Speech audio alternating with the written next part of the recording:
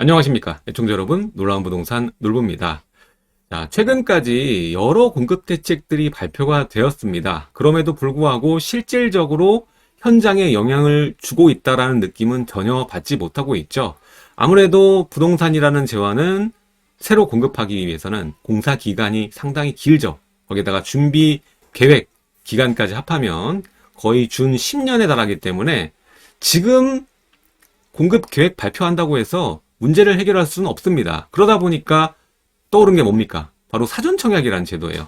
사전청약에 참여를 하기 위해서는 무주택자를 유지해야 되는 그러한 단점이 있습니다. 물론 뭐 1주택자도 된다고 하지만 당첨되기 위해서는 무주택자가 더 유리한 시장 아니겠습니까? 그러다 보니까 이 사전청약 당첨되기 위해서 무주택자로 남아야 되고, 그런 과정에서 기존의 부동산 시장에 이들이 진입을 안 하게 되면 그만큼 수요 억제가 되기 때문에 목을 메고 이렇게 공급 대책 발표를 하고 있는 상황이죠. 게다가 사전청약이 이론은 모자라서 곳곳에 또 사전청약을 진행하려고 확대하려고 지금 준비를 하고 있습니다. 자, 이런 사전청약에 여러분들 속아서 나중에 발등을 찍힐 수 있다는 것을 절대 놓치시면 안 됩니다. 정신을 바짝 차려야 됩니다. 여러분 당첨 안 되면 어떻게 되는지 지금 다 봤지 않습니까? 결국에는 무주택자 중에 상당수, 거의 대부분이 발등을 찍힐 수밖에 없다라는 겁니다. 자, 이전에 이러한 공급 대책 발표하기 이전에 매매가를 여러분들이 가지고 있었는데도 불구하고 이제는 전세가도 그 금액이 넘어가 버리는, 전세도 못 구하는 상황이 돼버렸습니다. 이 이상 더 기다렸다가는 어떤 결과를 맞게 될지 가늠조차 되지 않습니다. 화폐가 녹는 것을 그대로 여러분들이 앉아서 구경하고 있는 꼴이죠.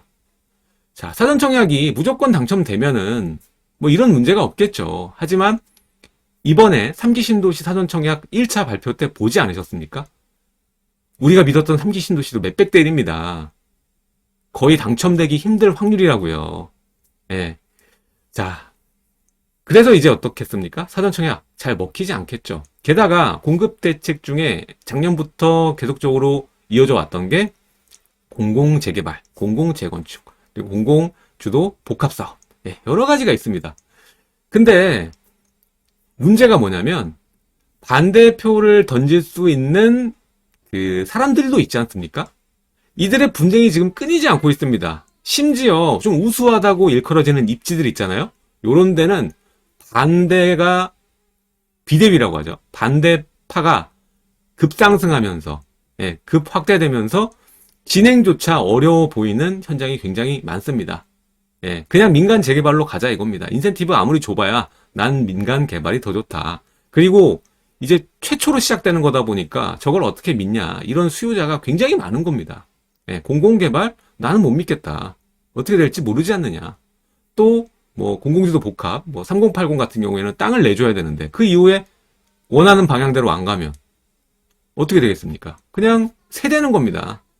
그래서 아직 검증되지 않은 이러한 개발 방식에 대해서 난색을 표하고 있는 주민들이, 수요자들이 확산되고 있는 상황이라는 겁니다.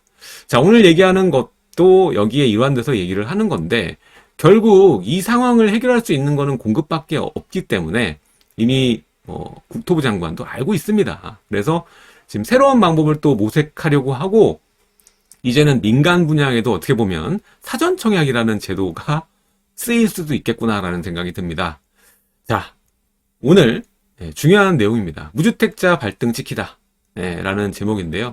지금 분양가 상한제가 시작된 지 얼마 되지도 않았습니다. 지금 2년도 안 됐는데 이게 이제 완화를 검토한다고 하네요. 그래서 여기에 대해서 어떤 내용인지 살펴보도록 하겠습니다. 결국에는 이 공급 최악의 문제를 해결할 수 있는 거는 완화밖에 없다라는 것을 알고, 그 중에서 최대로 출혈을 적게 보기 위해서 이제 제일 마지막에 했던 약한 카드들부터 손보지 않을까라는 생각이 듭니다.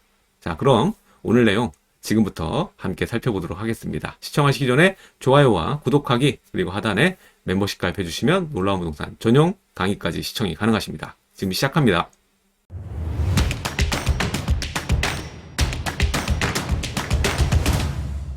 자, 공급을 여러 채 하는 정책을 펴야 되는데 주민을 오히려 나누고 공급이 안 되게 하는 정책들만 계속 지금 피고 있습니다. 자, 지금 주민들이 뭐 둘, 셋으로 갈려서 지금 싸우고 있습니다. 개발하지 말자, 개발해야 되는데 이 방식으로 하자, 저 방식으로 하자, 이렇게 나뉘게 되는 건데, 자, 민간 우리 재개발을 가장 좋아하죠. 주민들은 그냥 원래 룰대로 재개발이 되는 것을 원한다는 분이 요즘에는 제일 많은 것 같습니다. 그 이전만 하더라도 이제 민간 재개발 막고 분양가 상한제다 뭐다 해가지고 쉽게 진행이 안 되니까, 그리고 정비지수제도 있었다 보니까 쉽지 않은 부분이었는데, 이제 재개발 완화책도 등장했고 이제 할만하지 않습니까? 예. 요건만 채우는 게 이젠 과거처럼 어렵지 않다 보니까 진행을 해야 되는 지역도 굉장히 많아요, 서울에. 사실 이 정비지수제가 말이 안 되는 거였거든요. 예, 주민을 굉장히 어렵게 하는, 힘들게 하는, 어려운 환경에 놓이게 하는 그런 악제도였는데, 그게 이제 해결이 됨과 동시에 민간 재개발의 물꼬가 트인 거거든요. 그러다 보니까 이전에 말하던 공급의 개발의 방식이 이제 안 맞는 거지, 좋지 않은 거죠. 그래서 공공재개발 그대로 지금 묻히는 분위기고요. 그리고 도심공공주택 복합사업도 좀 묻히는 분위기입니다. 그래서 기존에 여기에 선정됐던 위치들도 우리 공공재개발 하지 말자, 우리 도심공공주택 복합사업 하지 말자, 예, 이렇게 서로 이제 싸우는 겁니다. 예. 그래서 지금 공공재개발 전면 백지화 요구를 하는 구역들이 꽤 많아지고 있고요. 사실 이 민간 재개발이 풀리게 되면 공공재개발은 최초 방식이기 때문에 이렇게 진행을 해야겠다, 급한 곳은 이렇게 해야겠다라고 생각을 하겠지만 대부분 민간 재개발로 선회할 수밖에 없는 상황입니다. 지금 현재가. 제일 중요한 건 최초 모델이죠. 공공재개발. 못 믿겠다 이겁니다. 그리고 기존에 해왔던 대로, 인간은 익숙한 걸 좋아하잖아요. 그러다 보니까 민간 개발을 좀 선호하는 모양으로 시장이 지금 움직이고 있다라고 보여집니다. 그래서 뭐 초기 재개발 정비 요건 갖춘 지역들 보게 되면은 지금 가격이 계속적으로 올라가는 게 보이거든요. 지금 빌라들도 여러분들 좀 늦으면 못 삽니다. 지금 그런 상황이에요. 그래서 어느 정도 정비 지수제가 폐지하고 나서 법정 요건을 갖추는 지역들은 상당히 많거든요. 그래서 법정 요건을 좀 갖추고 있다라고 생각되는 데는 이제는 빌라값이 불과 뭐 몇 달 전에 빌라값이 아닙니다. 다 뭐 5천, 1억씩 뛰어 있는 상황이에요. 따라서 지금 옥신각신 하느라 이 도심 내에서 공급할 수 있게 발표한 이 수량들도 제때 공급될 수가 없다라는 얘기입니다. 자, 이런 최악의 상황의 해결을 위해서는 기존의 룰을 좀 완화시키는 움직임이 굉장히 필요하다고 좀 보거든요. 지금 현 상황을 만든 최악의 주범은 양도세 중과입니다.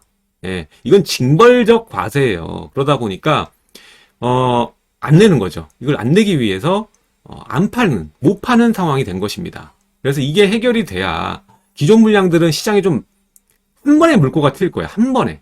이 중과를 좀 뒤집게 되면은.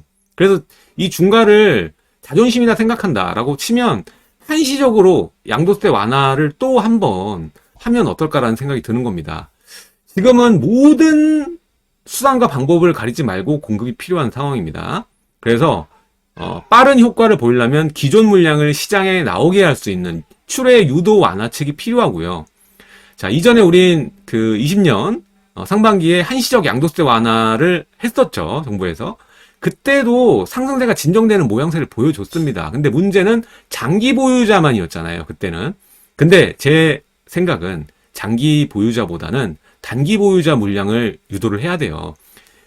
웬만해서는 안 팔죠. 지금까지 안 팔고 있었던 사람한테 이 한시적 양도세 완화 해준다고 팔겠습니까? 딱 한지 2014년 이후에 전세가 급등과 갭 투자로 이 수익을 보려고 했던 수요자들의 물량을 밖으로 나오게 해야죠. 장기 보유자는 장기 보유할 확률이 굉장히 높습니다. 그래서 이 완화책을 피려고 해도 앞에 조건 달지 말고 그냥 양도세 완화를 공급 물량 확대를 위해서 일시적으로 뭐 하겠다라고 발표를 해서 한정적으로 뭐 6개월에서 1년 정도만 해도 시장의 물량이 꽤 많이 나오지 않을까라는 생각이 듭니다. 근데 문제는 이 양도세 중과 룰은 거의 뭐 자존심과 같죠. 최초부터 했던 거고. 그래서 이 정치적 방향성으로 인해서 이 중과룰은 풀지 않을 확률이 굉장히 높다라고 보여집니다. 그래서 다음 정권이 굉장히 중요한 거예요, 이게. 자, 이번 정권 내에서는 완화책을 전혀 기대할 수 없을 거라고 생각했는데, 최악의 공급 부족 상황이죠. 누구나 알 수 있는. 그러다 보니까 이 심각성을 깨닫고 공급 대책 정말 최고적으로 뭐 수량만 해도 100년은 끄떡없을 정도로 수량 발표했고, 그 다음에 사전청약이라는 제도도 끌어와가지고 미래를 앞으로 막 끌어왔어요. 분양받을 수 있는 권리를. 예. 그러다 보니까 이제 수요 억제를 그만큼 하려고 했는데도 모자란 거죠. 뭐 이런 것도 하고 저런 것도 하고 금리도 이번에 뭐 오르고 시중금리 올라가고 뭐, 예? 뭐 이렇게 우대 금리 뭐 줄어들고 이렇게 됐는데도 불구하고 상승세가 계속 이어지니까 정부 입장에서는 굉장히 다급해졌을 거라고 봐요. 다음 정권 준비해야 되지 않습니까? 어떤 카드에도 이 매매가 전세가 상승을 못 막았습니다. 결국에는 지금 문제를 해결할 방법은 민간 공급도 필요하다라는 거예요. 그래서 민간 공급이 지금 활성화가 되기 위해서는 완화책이 필요합니다. 그래서 이 완화책을 어떤 거를 지금 검토하고 있나라고 보면 지금 분양가 상한제를 개선 검토할 그 의지를 보여주고 있습니다. 지금 현재 분양가 상한제는 여러 가지 문제점이 있는데 결국에는 이 지금 분양가를 통제하지 않습니까? 이 고분양가 심사 제도를 개선해서 어쨌든 결과적으로 분양가가 좀 올라갈 수 있다라는 겁니다. 그러니까 무주택자는 발등 찍힌 거죠. 분양가 상한제에서 뭐 분양가 싸게 기대를 했는데 오히려 공급 부족하니까 이제 분양가 상한제도 위력이 약해지고 분양가가 올라가는. 그러니까 예전에 처음 샀으면 됐는데 지금 와서 이렇게 얘기 나오니까는 이러지도 저러지도 못하는 상황에 빠지게 되는 그런 상황이 온 겁니다. 자, 그래서 이것들을 얘기하는 거를 보면 뭐냐면 이제 민간 공급 활성화를 유도하고 아마 민간 분양에도 사전 청약이라는 제도가 함께 동참하는 구조를 생각하는 게 아닌가라는 생각이 들어요. 수요 억제가 필요하다고 계속적으로 여기고 있으니까요. 결은 똑같습니다. 네, 시장에 수요자가 없으면 가격은 안 오른다. 이 공식을 계속적으로 지금 밀어붙이고 있는 거거든요. 자, 이제까지 이 정부의 규제에도 부작용들만 있었습니다. 규제를 하면 할수록 더 올랐습니다. 부동산은. 분양가 상한제도 마찬가지예요. 분양가 상한제는 결국 공급 저해 요소고 지금 수요는 동일한데 공급은 점차적으로 줄어들고 있는 거예요. 신규 입주량이 줄어들고 그리고 기존 물량도 안 팔고 있으니까 내 집 마련하고 싶어하는 수요자가 안달이 날 수밖에 없는 상황인 겁니다. 그러니까 가격이 올라가고 이들도 매년 소득은 모을 거 아닙니까? 그러니까 더 주고라도 사는 거예요, 지금. 자, 어떤 사업도 마진을 줄이게 되잖아요. 그럼 공급이 줄어들 수밖에 없습니다. 그리고 가격이 올라가요. 어떠한 재화도 마찬가지입니다. 자, 일단 분상제는 주변의 시세 80% 이내에서 시세보다 낮은 택지비를 적용시키고 감정가로 시세대로 뭐 사업자가 주고 사도 쳐주질 않는다는 거예요. 그리고 자재도 우리가 공공 분양을 하게 되면 이 자재가 다 엉망인 이유가 다 있어요. 살고 싶지 않은 아파트 만들잖아요. 근데 이제 민간 건설사가 택지 들어가가지고 개발하면은 또 차이가 확 나잖아요. 이거를 제가 얘기하고 싶은 게 뭐냐면 2008년, 2010년 입주한 아파트가 지역 얘기를 제가 하겠습니다. 마곡지구에 있는 그 공공 분양 아파트들 보시면은 거의 이제 2010 몇 년에 이제 지어진 거잖아요. 거의 뭐 준신축이잖아요. 근데도 불구하고 2008년산보다 못해요. 2008년산보다 못합니다. 뭐 엘리베이터 수준하며 그리고 뭐 주차장 수준하며 외벽 안에 있는 내벽 인테리어 말할 것도 없습니다. 그게 현실이에요. 자, 그래서 분상제가 들어가면 또 자재가 그 분상제 때문에 또 저해되거든요. 낮은 퀄리티의 마감재를 써야 이거 어떻게든 이 마진을 보게 되거든요. 최악의 상황을 만들어내는 거예요. 이 자본주의를 역행하는 거죠. 그래서 고급 자재 값도 또 안 쳐준다. 그래서 당연히 이제 기다리는 거죠. 지금 이미 분양을 했어야 될 단지들이 다 지금 미루고 있습니다. 분상제 때문에. 그래서 지금 어떻게 해서든 공급을 해야 되니까 분상제를 검토를 하고 있는 거예요. 분양가를 좀 더 올려주는 거죠. 숨통을 트이게 해주는 거지. 그래서 분양을 하게끔 만드는 거죠. 자, 지금 최악의 문제는 3기 신도시 아무리 해봐야 10년 걸리는 사업이고, 그리고 신규로 발표한 것들도 다 뭐 28년에 입주 예정이라고 했지만 제가 봤을 때 30년 넘어가요. 되면 다행이고, 제가 볼 때 지금 짬될 공급 계획이 50% 이상이라고 봐요, 저는. 예. 그래서 이러한 최악의 이제 시차들, 공급 시차들이 있기 때문에 21년인 올해와 또 내년, 제가 봤을 때 23년까지도 공급 부족의 후유증을 계속 겪을 수밖에 없는 구간이 이어진다라고 봐요. 여기서 기대할 점은 뭐냐면 차라리 그냥 최대치로 올라가서 피크아웃, 더 이상 올라가지 않는 현상이 빨리 와야 어느 정도의 가격 조정이 찾아올 겁니다. 차라리 그걸 기대하는 게 빠르다. 자, 오늘은 정권 최초의 그 폐기된 재건축 거주 2년 룰 외에 최초의 완화책이 될 수 있는 또 분상제, 분양가가 또 인상될 수 있는 이 완화책에 대해서 살펴봤고요. 이것이 돼야 그나마 이 공급에 어느 정도 물꼬를 풀 수 있는 최악의 상황이라는 것을 여러분들이 인지를 하시고 현재 상황에 맞게 자본이 있으시면은 내 집 마련은 투기가 아닙니다. 생존입니다. 꼭 전략을 세우셔서 대비를 하셨으면 좋겠습니다.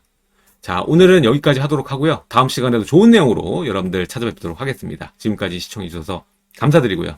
하단에 좋아요와 구독하기, 그리고 첫 번째 댓글 들어오시면 제 블로그 이웃이 되실 수 있습니다. 다음 시간에 좀 뵙도록 하고 시청해주셔서 감사드립니다.